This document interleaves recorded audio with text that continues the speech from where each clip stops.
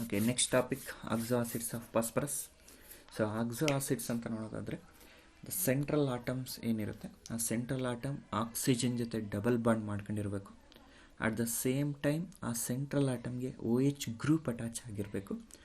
ಆ OH ಗ್ರೂಪಿಂದ H+ ಅಯಾನ ಡೊನೇಟ್ ಮಾಡಿದ್ರೆ ಸೊ ಅಂಥ ಆಸಿಡ್ಸ್ನ ನಾವೇನಂತ ಹೇಳ್ತೀವಿ ಅಂದರೆ ಸೊ ಆಕ್ಸೋ ಆಸಿಡ್ಸ್ ಅಂತ ಹೇಳ್ತೀವಿ.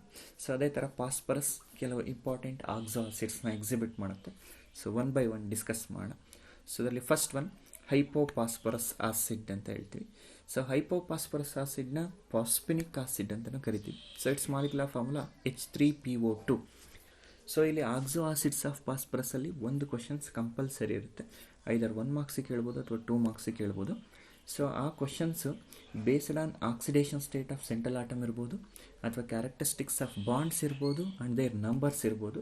ಸೊ ಮತ್ತು ಪ್ರಿಪ್ರೇಷನ್ಸ್ ಇರ್ಬೋದು, ಮತ್ತು ಆಕ್ಸೋ ಆಸಿಡ್ಸ್ ಆಫ್ ಸ್ಟ್ರಕ್ಚರ್ ಇರ್ಬೋದು. ಸೊ ಇದ್ರ ಮೇಲೆ ಯಾವುದಾದ್ರೂ ಒಂದು ಕ್ವಶನ್ಸ್ ಕಂಪಲ್ಸರಿ ಇರುತ್ತೆ. ಸೊ ಹಾಗಾಗಿ ನಾವು first so hypophosphorous acid oxidation ಸ್ಟೇಟ್ನ ಕ್ಯಾಲ್ಕುಲೇಟ್ ಮಾಡೋಣ. ಸೊ ಮಾಲಿಕ್ಯುಲರ್ ಫಾರ್ಮುಲಾ H3PO2 ಇದೆ. ಸೊ 3 ಹೈಡ್ರೋಜನ್ ಆಟಮ್ಸ್ ಇದೆ. Oxidation state of each hydrogen atom is +1. So +X. Okay, so central atom ಫಾಸ್ಫರಸ್ನ X ಅಂತ ಕನ್ಸಿಡರ್ ಮಾಡಿದ್ದೀನಿ. +2 ಆಕ್ಸಿಜನ್ ಆಟಮ್ಸ್ ಇದೆ.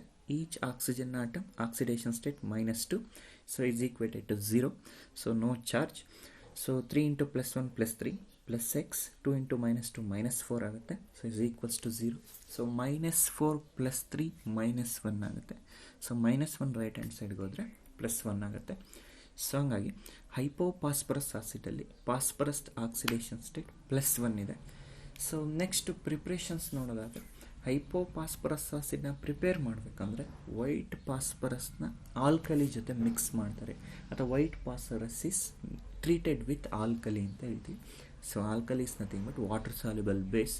ಓಕೆ, ವೈಟ್ ಫಾಸ್ಫರಸ್ನ sodium hydroxide ಜೊತೆನಾದರೂ ರಿಯಾಕ್ಟ್ ಮಾಡಿ ಅಥವಾ ಪೊಟ್ಯಾಷಿಯಂ ಹೈಡ್ರಾಕ್ಸೈಡ್ ಜೊತೆನಾದರೂ ರಿಯಾಕ್ಟ್ ಮಾಡಿ ಸೊ ನಮಗೆ ಹೈಪೋಫಾಸ್ಫರಸ್ ಆಸಿಡ್ ಫಾರ್ಮೇಷನ್ ಆಗುತ್ತೆ ಅಂತ ಹೇಳ್ತೀವಿ.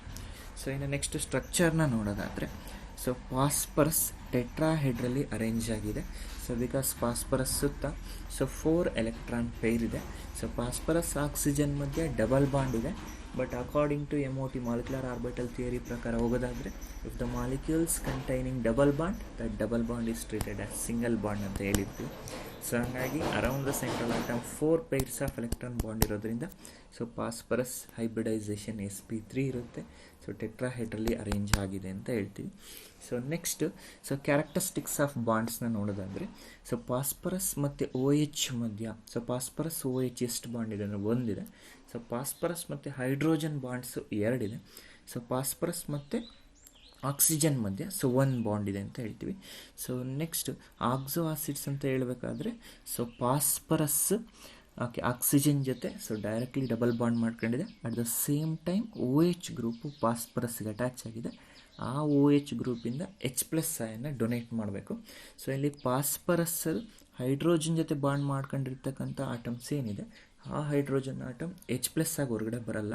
ಸೊ H+ ಆಗಿ ಯಾವ ಆಟಮ್ ಹೊರಗಡೆ ಬರಬೇಕು ಅಂದರೆ ಆಕ್ಸಿಜನ್ ಜೊತೆ ಕಂಬೈನ್ ಆಗಿರ್ತಕ್ಕಂಥ ಹೈಡ್ರೋಜನ್ ಮಾತ್ರ H+ ಆಗಿ ಹೊರಗಡೆ ಬರುತ್ತೆ. ಸೊ ಹಾಗಾಗಿ ಆಕ್ಸಿಜನ್ ಜೊತೆ ಕಂಬೈನ್ ಆಗಿರ್ತಕ್ಕಂಥ ಹೈಡ್ರೋಜನ್ ಆಟಮ್ ಸೊ ಹೈಪೋಫಾಸ್ಫರಸ್ ಆಸಿಡಲ್ಲಿ ಎಷ್ಟಿದೆ ಅಂದರೆ ಸೊ 1 ಇದೆ. ಸೊ ಹಾಗಾಗಿ ಎಷ್ಟು H+ ಅಯನ್ನು ಡೊನೇಟ್ ಮಾಡ್ಬೋದು ಹೈಪೋಫಾಸ್ಫರಸ್ ಆಸಿಡ್ ಅಂದರೆ ಸೊ 1 H+ ಅಯನ್ನು ಡೊನೇಟ್ ಮಾಡುತ್ತೆ. ಸೊ 1 H+ ಅಯನ್ನು ಡೊನೇಟ್ ಮಾಡ್ತಾ ಇದೆ ಅಂದರೆ ಸೊ ಮಾನೋ ಬೇಸಿಕ್ ಅಂತ ಹೇಳ್ತೀವಿ. ಸೊ ಮಾನೋ ಬೇಸಿಕ್ ಬೆಸಿಸಿಟಿ ಎಲ್ಲ ಓದಿದ್ರೆ so basicity is nothing but number of replaceable H+ ion ಅಂತ ಹೇಳ್ತೀವಿ. ಸೊ 1 H+ ಅಯಾನ್ನ ರೀಪ್ಲೇಸ್ ಮಾಡಿದ್ರೆ ಸೊ ಮಾನೋ ಬೇಸಿಕ್, 2 H+ ಅಯಾನ್ನ ಡೊನೇಟ್ ಮಾಡಿದ್ರೆ ಡೈ ಬೇಸಿಕ್ ಅಂತ ಹೇಳ್ತೀವಿ.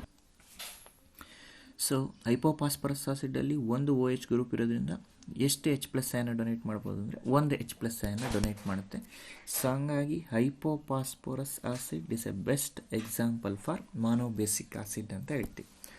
Okay, so next okay second ಆಕ್ಸೋ acids of ಫಾಸ್ಫರಸ್ನ ನೋಡೋದಾದರೆ ಆರ್ಥೋಫಾಸ್ಫೋರಸ್ ಆಸಿಡ್ ಅಂತ ಹೇಳ್ತೀವಿ. It's also called as phosphonic acid. It's molecular formula H3PO3. Okay, so ಆ H3PO3ನಲ್ಲಿ ಸೆಂಟ್ರಲ್ ಆಟಮ್ ಫಾಸ್ಫರಸ್ದ ಆಕ್ಸಿಡೇಷನ್ ಸ್ಟೇಟ್ನ ಕ್ಯಾಲ್ಕುಲೇಟ್ ಮಾಡೋದಾದರೆ ಸೊ 3 ಹೈಡ್ರೋಜನ್ ಆಟಮ್ ಇದೆ. 3 × +1 ಓಕೆ ಪ್ಲಸ್ ಸೆಂಟ್ರಲ್ ಆಟಮ್ ಫಾಸ್ಫರಸ್ನ X ಅಂತ ಕನ್ಸಿಡರ್ ಮಾಡಿದ್ದೀನಿ. ಪ್ಲಸ್ 3 ಆಕ್ಸಿಜನ್ ಆಟಮ್ಸ್ ಇದೆ. So each oxygen atom oxidation state -2 ಇರುತ್ತೆ. 3 × -2 ಇಸ್ ಈಕ್ವಲ್ಸ್ ಟು 0. ಸೊ ಯಾವುದೇ ಚಾರ್ಜ್ ಇಲ್ಲ. So 3 × +1 +3 +x 3 × -2 -6 is equals to 0. -6 +3 okay -3 ಉಳಿಯುತ್ತೆ. -3 ರೈಟ್ ಹ್ಯಾಂಡ್ ಸೈಡ್ಗೆ ಹೋದರೆ ಸೊ +3 ಆಗುತ್ತೆ. ಸೊ ಆರ್ಥೋಪಾಸ್ಪರಸ್ ಆಸಿಡಲ್ಲಿ ಆಕ್ಸಿಡೇಷನ್ ಸ್ಟೇಟ್ ಆಫ್ ಪಾಸ್ಪರಸ್ +3 ಇರುತ್ತೆ. ಓಕೆ, ನೆಕ್ಸ್ಟ್ ಇನ್ನು ಪ್ರಿಪ್ರೇಷನ್ಸ್ ನೋಡೋದಾದರೆ, so orthophosphorous acid is formed by the hydrolysis of phosphorus trioxide ಅಂತ ಹೇಳ್ತೀವಿ. So phosphorus trioxide is nothing but P2O3ನ ಸೊ ಹೈಡ್ರೋಲಿಸ್ ಮಾಡಿದ್ರೆ ನಮಗೆ ಆರ್ಥೋಪಾಸ್ಪರಸ್ ಆಸಿಡ್ ಫಾರ್ಮೇಷನ್ ಆಗುತ್ತೆ. P2O3 + 3H2O gives 2H3PO3. Okay, next ಸ್ಟ್ರಕ್ಚರ್ನ ನೋಡೋದಾದರೆ ಸಿಮಿಲರ್ ಸ್ಟ್ರಕ್ಚರ್ ಟು ಹೈಪೋಪಾಸ್ಪರಸ್ ಆಸಿಡ್. ಇಲ್ಲೂ ಸಹ ಪಾಸ್ಪರಸ್ ಟೆಟ್ರಾಹೈಡ್ರಲ್ನೇ ಅರೇಂಜ್ ಆಗಿರಬೇಕು. ಸೊ ಅಲ್ಲಿ ಪಾಸ್ಪರಸ್ ಹೈಡ್ರೋಜನ್ ಮಧ್ಯ 2 ಬಾಂಡ್ ಇರುತ್ತೆ. ಬಟ್ ಆರ್ಥೋಪಾಸ್ಪರಸ್ ಆಸಿಡಲ್ಲಿ ಪಾಸ್ಪರಸ್ ಮತ್ತು OH ಮಧ್ಯ 2 ಬಾಂಡ್ ಇರುತ್ತೆ. ಓಕೆ, ನೆಕ್ಸ್ಟು ಪಾಸ್ಪರಸ್ ಮತ್ತು ಆಕ್ಸಿಜನ್ ಮಧ್ಯ ಸೊ 1 ಬಾಂಡ್ ಇದೆ. ಓಕೆ, ನೆಕ್ಸ್ಟು ಪಾಸ್ಪರಸ್ OH ಮಧ್ಯೆ 2 ಬಾಂಡ್ ಇದೆ. ಪಾಸ್ಪರಸ್ ಮತ್ತು ಹೈಡ್ರೋಜನ್ ಮಧ್ಯೆ 1 ಬಾಂಡ್ ಇದೆ. So it's an example for dibasic acid ಅಂತ ಹೇಳ್ತೀವಿ. ಡೈಬೇಸಿಕ್ ಆಸಿಡ್ ಅಂದರೆ number of replaceable H+ ion ಎಷ್ಟಿರಬೇಕು ಅಂದರೆ 2 ಇರಬೇಕು. ಸೊ ಡೈಬೇಸಿಕ್ ಆಸಿಡ್ ಅಂತ ಕನ್ಸಿಡರ್ ಮಾಡಬೇಕು ಅಂದರೆ ಅವಾಗಲೇ ಹೇಳ್ದಂಗೆ ಸೊ H+ ಅಯಾನು ಎಲ್ಲಿಂದ ಡೊನೇಟ್ ಆಗಬೇಕು ಅಂದರೆ ಸೊ OH ಗ್ರೂಪಲ್ಲಿ ಇರ್ತಕ್ಕಂಥ H+ ಅಯಾನ್ ಮಾತ್ರ ಡೊನೇಟ್ ಆಗಬೇಕು. ಸೊ ಎಷ್ಟು ನಂಬರ್ ಆಫ್ OH ಗ್ರೂಪ್ ಇದೆ ಅಂದರೆ ಸೊ 2 OH ಗ್ರೂಪ್ ಇದೆ. ಆ 2 OH ಗ್ರೂಪಿಂದ ಒಂದೊಂದು ಹೈಡ್ರೋಜನ್ ಆಟಮ್ ಡೊನೇಟ್ ಆದರೂ ಸೊ ನಮಗೆ ಎಷ್ಟು ಹೈಡ್ರೋಜನ್ನ ರೀಪ್ಲೇಸ್ ಮಾಡುತ್ತೆ ಅಂದರೆ ಸೊ 2 ಹೈಡ್ರೋಜನ್ ಆಟಮ್ಸ್ನಲ್ಲಿ ಅಯಾನ್ನ ರೀಪ್ಲೇಸ್ ಮಾಡ್ತಾ ಇದೆ.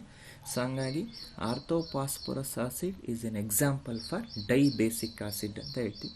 ಸೊ ಈಸಿಯಾಗಿ ನೆನ್ಪಿಟ್ಕೋಬೇಕು ಅಂದರೆ ಸೊ ಆ ಸ್ಟ್ರಕ್ಚರಲ್ಲಿ ಎಷ್ಟು ನಂಬರ್ ಆಫ್ OH ಗ್ರೂಪ್ ಇರುತ್ತೋ ಅಷ್ಟು H+ ಅಯಾನ್ನ ಡೊನೇಟ್ ಮಾಡ್ತಕ್ಕಂಥ ಅಥವಾ ರೀಪ್ಲೇಸ್ ಮಾಡ್ತಕ್ಕಂಥ ಟೆಂಡೆನ್ಸಿ ಇದೆ. ಸೊ ಹೈಪೋಪಾಸ್ಪರಸ್ ಆಸಿಡಲ್ಲಿ 1 OH ಗ್ರೂಪ್ ಇತ್ತು. ಸೊ ಹಾಗಾಗಿ it's an example for monobasic acid. So ಆರ್ಥೋಪಾಸ್ಪರಿಕ್ ಆಸಿಡಲ್ಲಿ 2 OH ಗ್ರೂಪ್ ಇದೆ.